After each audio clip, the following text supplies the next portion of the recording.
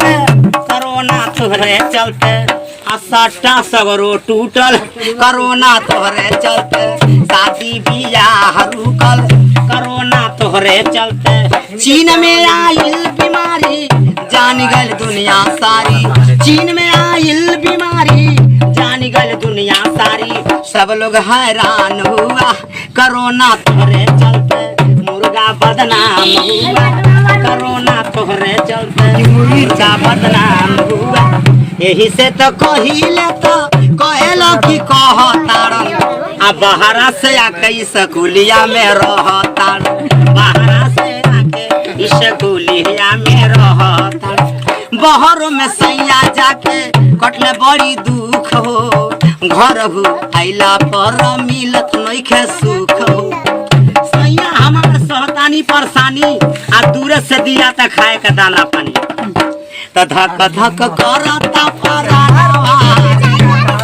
धक धक करता परानवा रे आ धोखा कइल सिवाय रस करोनावा धक धक करता परानवा रे धोखा कइल सिवाय रस करोनावा रे त सर्दी जुखाम खांसी होई रैया उन से हटी रे कोरोना वायरस से बची के कोरोना वायरस से बची के चीन में आई बीमारी लोग सगरो घबराइले आ कोरोना वायरस बीमारी से भैया कितना लोगवा मरी गइला देही हाथ के रखी हो सफाई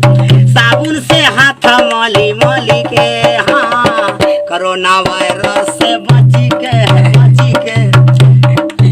कितने देश में फैलल बीमारी लोग सब घबराइल बा आ कोरोना के दवाई भैया अब हिन लेना आइल बा कहा जाता खांसी होई से हटी के